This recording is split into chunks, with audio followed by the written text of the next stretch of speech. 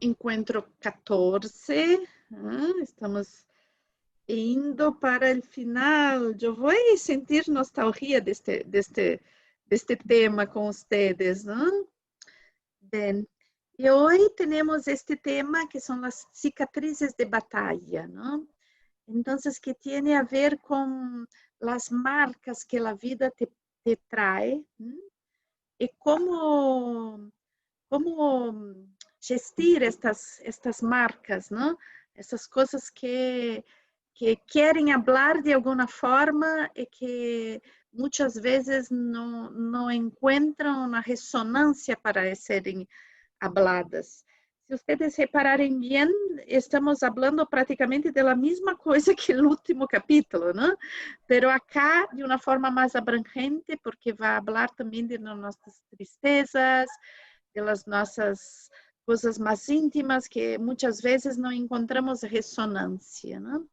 E me gusta muito esta imagem desta mulher, não? Com lágrimas de ouro, não? Porque eu creio que tem muito a ver com a história que vou contar a vocês, não? Que esta mulher com o cabelo dourado, não? Com os pechos dourados. Então, vocês sabem que o ouro, não? El oro significa el opus de la alquimia. Entonces, este camino que tiene a ver con muchas veces con dolor y con una solitud muy grande, también muchas veces hacen el proceso alquímico, ¿no? Entonces, yo voy a contar la historia y después vamos a comprender un poquito los significados simbólicos, ¿no? Entonces, eu pido solamente que vocês verifiquem se há todos os micrófonos cerrados, porque se sente um pouquinho o sonido de algumas casas aí, ¿ok?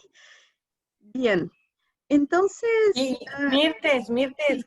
que te tienes que quedar quietita porque se va la voz tuya. Sí, estoy acá quase sentada sobre o computador. Ok. Bien. Entonces, conto a história desta mulher.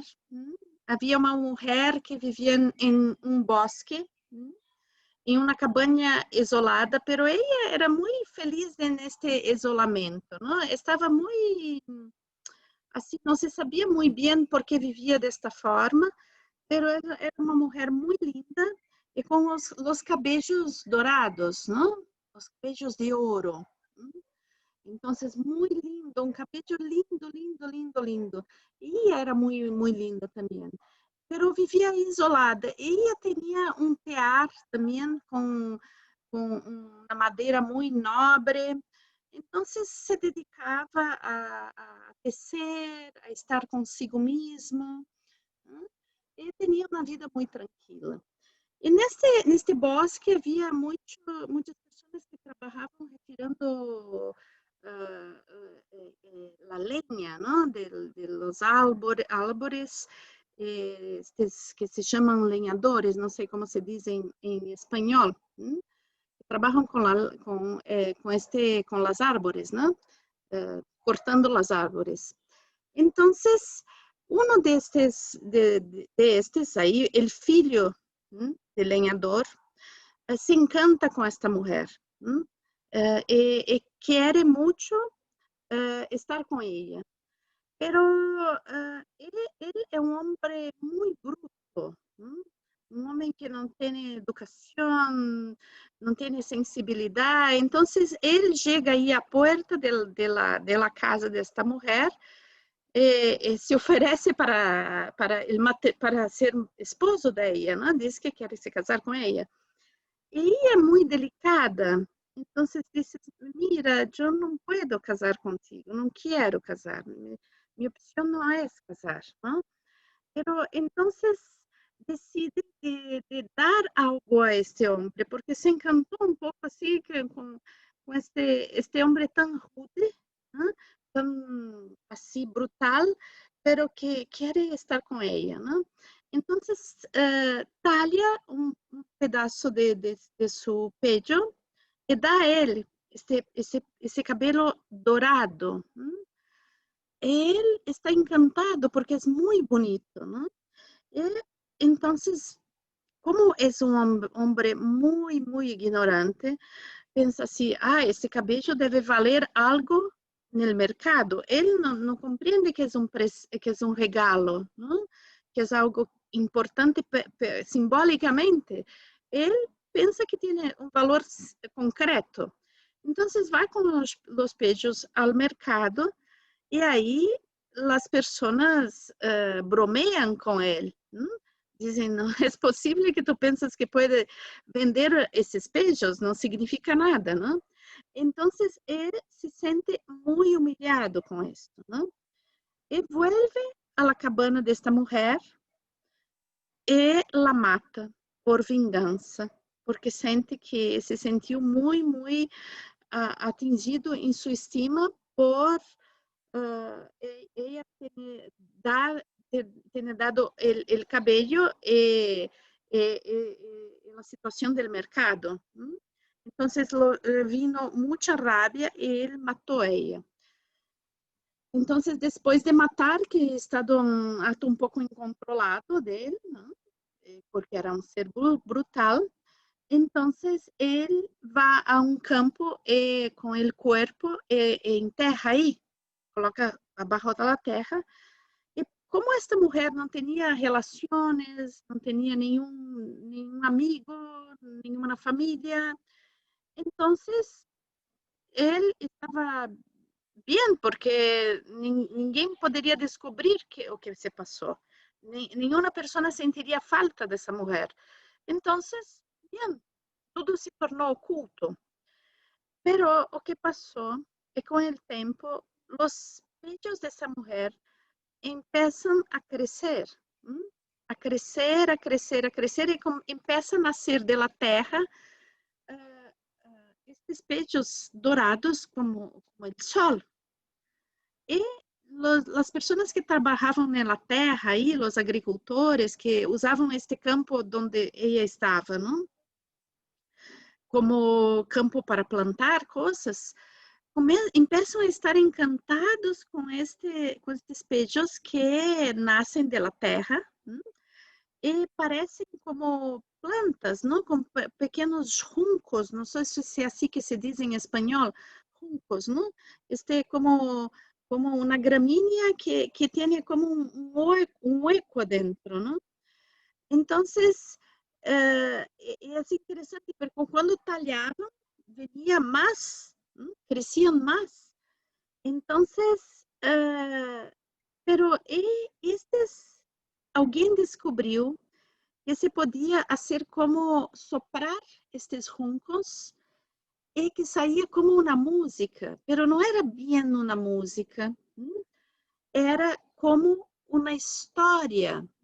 Então, eles levavam a boca e sopravam. E soprando, venia a voz desta mulher contando o que se passou. Ela contou o que se passou com o filho do lenhador. Então, estes agricultores contaram à polícia. E a polícia foi e viu que havia uma mulher enterrada aí. Então, se revelou o que se passou e o filho do lenhador recebeu a justa punição. E essa é a nossa história. Então, podemos ver um pouco o que significa tudo isto, não? Então, era uma mulher que vivia dentro do bosque, não? Isolada. Então, nós sabemos, não? É que dentro deste arquétipo da mulher selvagem, então, este estado de estar consigo mesmo, não? A introspecção é um aspecto muito importante do selvagem, não? A mulher selvagem, dentro deste arquétipo, tem a capacidade de estar consigo mesmo, não? Porque estar consigo mesmo tem a ver com escuchar-se, estar sentindo-se, e também estar em um mundo de singularidad porque es la mía casa, es donde tengo este tear, donde yo hago las cosas que son expresión de mí. Entonces, habla mucho de esta mujer que tiene una conexión profunda consigo mismo. La cuestión principal acá es que esta conexión también la coloca en una situación donde ella es una persona que está en conexión consigo, pero no hace una conexión con el mundo. Pero en esta conexión consigo, tenemos esta cabeça, ¿no? Esta cabeça llena de cabellos, ¿no? De donde brota oro. Entonces, esta mujer es espiritualmente una persona iluminada, una persona que tiene un valor intrínseco, un valor que nace de dentro de sí mismo, ¿no? Un valor que viene expreso en su cabeza, que es solar, ¿no? En su cabeza, que es llena de imaginación. Entonces, la introspección somada con esta capacidad de imaginar, ¿no? De poetizar, de dar valor a la vida. ¿No? Entonces, es muy lindo todo esto, pero es casi como si ella se basta a sí mismo también, ¿no? Entonces, tiene este duplo, ¿no? Así como es una cosa mucho bella, también es una cosa que tiene un riesgo, ¿no? Tiene un riesgo. Entonces, hay un aspecto de nosotros que es muy importante estar en contacto con nosotros, de saber estar silenciosamente encantados por nosotros mismos, ¿no? Pero la conexión de calidad también es muy importante, ¿no? Y de ahí, ¿quién descubre la existencia de esa mujer? El hijo del leñador, ¿no? Que es un hombre absolutamente bruto, ¿no? Y es interesante si podemos pensar también que el leñador, nada contra a los leñadores, ¿no? Pero el leñador tiene esta característica de tallar las árboles. ¿No? Entonces, esta característica de tallar, ¿no? De tallar algo que tiene una espiritualidad, algo que tiene un deseo de vida, ¿no? Una expresión mágica de vida. El árbol es una expresión de desenvolvimiento humano. Este tiene por profesión tallar este ser, ¿no? Entonces, si pensamos ahí simbólicamente, ese hombre muy rude, muy bruto, ¿no? Que talla el agua, que tiene como su profesión, su trabajo, ¿no? Tallar los álberos, el áuber. Entonces, y ella es como se percibe esto, ¿no? Ele regala um pouco dessa luminosidade, desse mundo de ideias, desse mundo sensível, não? É como se ela, de certa forma, toma uma sensibilidade por ele, não? E decide regalar-lhe algo, não? Que tem a ver com este mundo de ideias, não? Então, em realidade, ela deu a ele, lo regalou, algo de mucho valor, mucho valor. Pero él no era capaz de comprender esto, no tenía capacidad de comprender esto. Entonces, lo que pasa es que por ignorancia, él la mata. Entonces, bien, aí o que passa é que por estar completamente isolada, ella não pode ter ajuda e se cria como um segredo que viene junto ao ouvido. alguma coisa que tiene, que ele cuenta com o ouvido, para manter este segredo. E acá temos assim uma situação que é muito interessante, muito repetitiva, né? Quando temos situações onde existe algum nível de violência, né? Em geral, quem hace a violência conta justamente com isto, né? Que se mantenha o silêncio e que seja olvidado. Então, por isso que dizia que o fato de ela estar isolada de uma certa maneira era algo muito inspirador para ela, mas por outra maneira, o isolamento la tornava vulnerável à la violência. Então, isto temos que ter claro neste cuento, ¿no?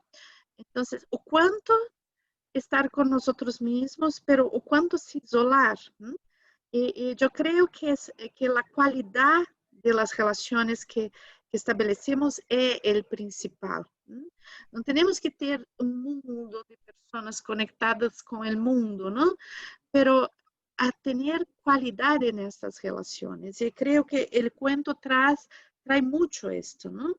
Porque as relações que são de afeto, que são realmente relações de escuta, de empatia, te protegem de relações onde tem que haver secreto e onde existe o olvidar.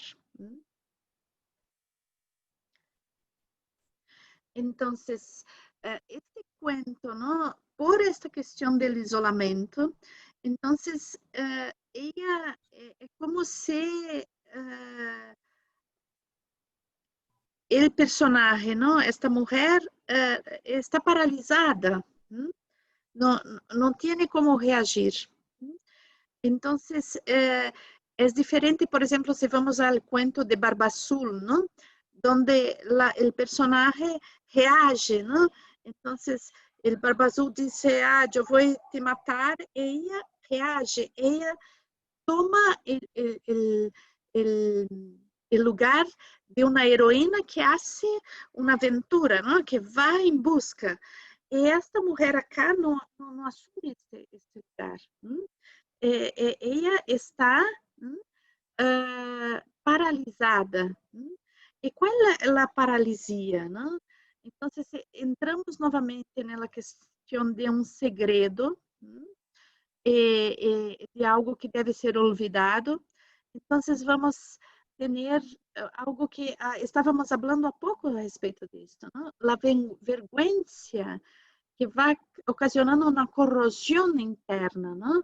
Então, esse diálogo interno onde a pessoa sofre a violência e depois se sente culpada sobre isso, não? Então, uma coisa muito importante perceber que muitas vezes nós não damos limite para as coisas porque pensamos na estrutura, no bem-estar de quem está nos violentando. Então, acá hablo de todos os tipos de violência, não somente a violência sexual, mas todos os tipos de violência. Então, muitas vezes, eu me acordo uma vez, uma amiga me dizia, eu tenho uma chefia, um chefe que é super violento, não? Porque me desqualifica todo o tempo. Pero não quero dar limite porque não sei como ele vai se sentir. Ela dizia, mas como? Claro que se tu dar limite, ele vai se sentir mal, pero tem que se sentir mal para poder cambiar. Então, quando muitas vezes quando damos limites, não? E não assumimos a culpa, porque ter vergonha é assumir a culpa por la violência, quando somos vítimas de la violência. Então, é uma inversão de papel. Então, quando damos limite, expressamos, a pessoa que está fazendo coisas que nos violentam, muitas vezes Às vezes se dá conta de propósito, não? Mas algumas vezes não se dá conta. Esse dar conta, esse momento de se dar conta, é um momento de que a autoimagem desta pessoa se destrói. Ela perde um pouco a autoimagem, mas é muito importante perder essa noção de autoimagem para poder construir uma nova atitude frente à vida, não? Então, quando damos limite, não? E não assumimos a culpa das coisas, não? Damos limite à violência, em realidade é um profundo ato de amor, não? Porque é como regalar os beijos, não? Porque em realidade nós damos a oportunidade que a pessoa de ver-se de outra forma, como o nosso personagem viu, provou a ser, intentou a ser, ¿no? Com os beijos, pero muitas vezes estamos aí como el segredo, ¿no? El segredo que mantemos oculto, nos sequestra, serve como um sequestro que nos paralisa, que nos deixa sem poder sair de uma determinada situação. Então, o isolamento completo, isto é algo que não te permite, incluso, pouco a pouco, vai te tolhendo a possibilidade, incluso de entrar em contato contigo mesmo, em contato profundo. Pero o que é muito curioso é que a verdade, aquilo que realmente sucede, vem à tona de alguma forma, aparece de alguma forma. É impossível mentir a si mesmo por toda a existência. Então, isto aparece de alguma forma. Então, os beijos começam a crescer. Crescer e não há o que contenha esses beijos. Pero cresceram e hablaram, e houve pessoas que lo escucharam. Então, uma coisa é ouvir, outra é escuchar. Então, escuchar é realmente escuchar. Ou seja, a escucha tem a ver com uma capacidade empática em relação ao outro. Então, eu dizia, não, a respeito do isolamento, dos segredos e do isolamento, que é muito importante estar em contato consigo, criar o mundo que nos acolhe e que nos dá esse espaço criativo, dourado, magnífico, pero é importante haver escucha, porque senão estamos em uma armadilha, nos isolamos. Então, pero temos que saber qualificar e entender que não são todas as pessoas que nos podem escuchar. Que a escucha, como disse, é diferente de ouvir. O ouvir é mais superficial, onde eu não estou interessada exatamente na pessoa ou interessada em saber o que realmente a pessoa está falando. A escucha tem um interesse profundo por la pessoa. Então, Clarissa disse, incluso, que é muito importante, mesmo se em algum momento, não, estamos tão isolados que necessitamos de uma ajuda terapêutica, de um terapeuta para que nos escute. Mesmo nesta relação terapêutica, é importante ver se esta pessoa tem condições mesmo de nos escuchar. Porque incluso nas relações terapêuticas tem que haver uma relação empática e de interesse verdadeiro. O terapeuta tem que ter empatia e realmente se interessar por aquela pessoa. Rolando sempre dizia, não? Rolando Toro, criador da biodança, sempre dizia, não interessa tanto a técnica terapêutica que um terapeuta utiliza, interessa o ser humano se interessando por outro ser humano, o ser humano com a capacidade de escuta. Então, se vocês têm pessoas que escutam a vocês, valorizem, porque isso não é uma coisa muito fácil de ter, ok? Não é uma coisa óbvia. Então, são tesouros e podem ser relações de amizade, de terapêuticas, matrimônios, relação de pessoas do trabalho, não sei. Mas quando vocês percebem que uma pessoa realmente escuta a vocês, valorizem. E valorizem também a vossa capacidade de escutar, porque isto é um fenômeno raro.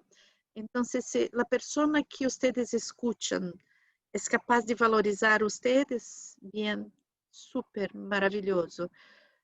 Se não, melhor dedicar este tempo e esta atenção a pessoas que puedan valorizar.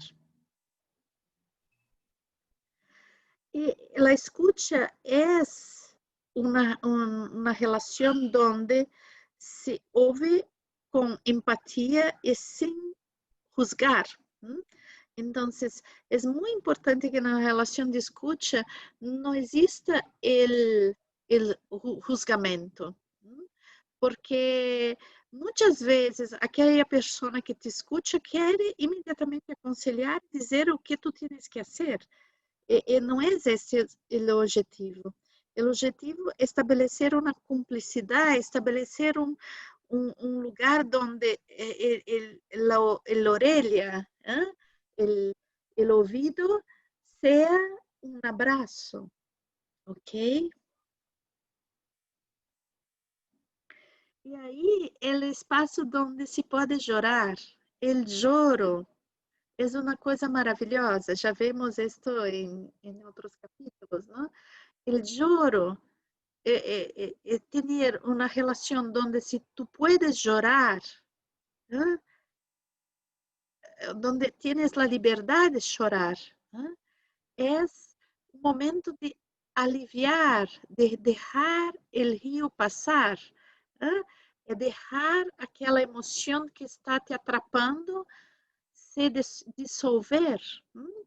Então, quando um amigo, uma amiga, um familiar, uma pessoa que vocês amam quer chorar, deem espaço para chorar, valorizem quem dá espaço para chorar, ok? Porque é próprio acolher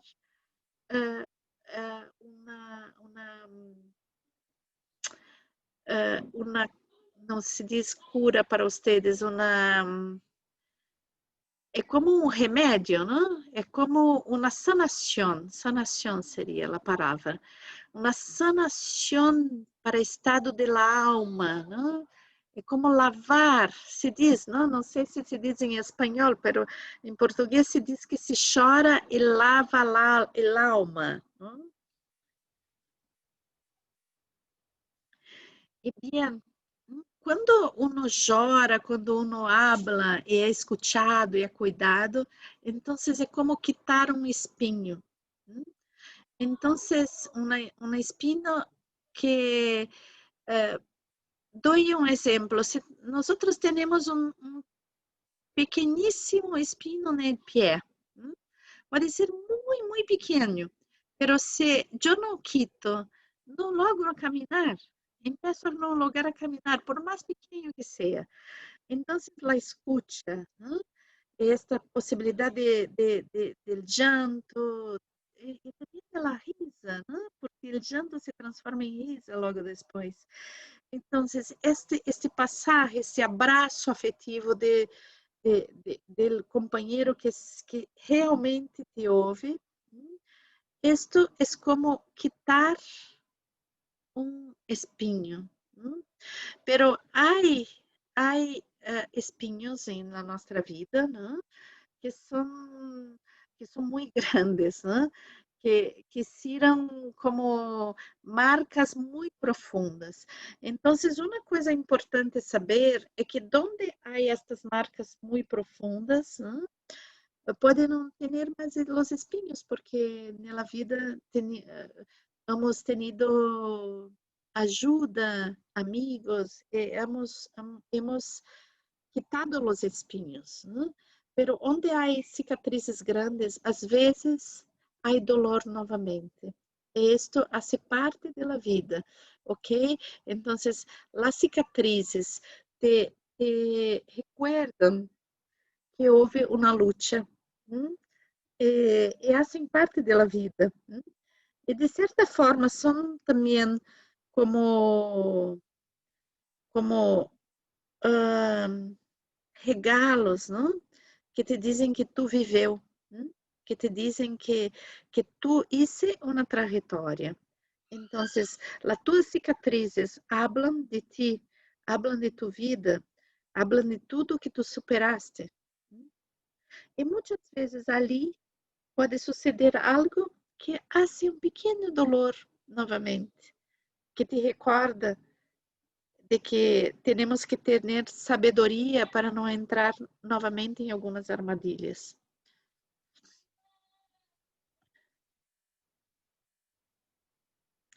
Então, a cicatriz é esta, não? A cicatriz é esta história que contamos, e as cicatrizes não sempre são na pele.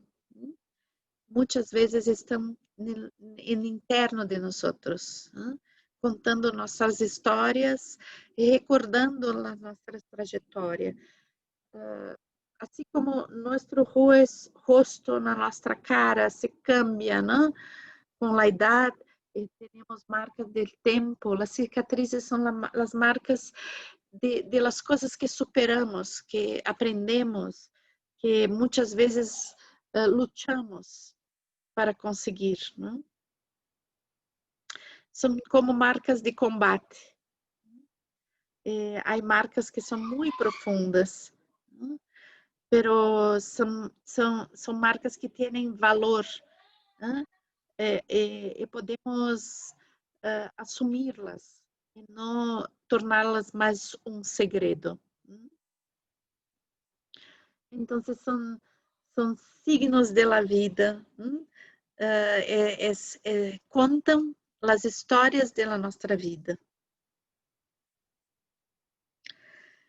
E bem, quando encontramos a nossa turma como o Patito, podemos encontrar também o clã que tem muitas cicatrizes, não? Não é solamente nós que temos cicatrizes, pero outras pessoas têm também. E se sabemos valorizar isto como uma história de vida, como uma experiência de vida, como aprendizagem, não? Podemos escutar outras mulheres, outros homens, podemos falar e ser escutados, e assim se forma como um clã, um grupo de pessoas que têm como o signo do valor do que é vivido.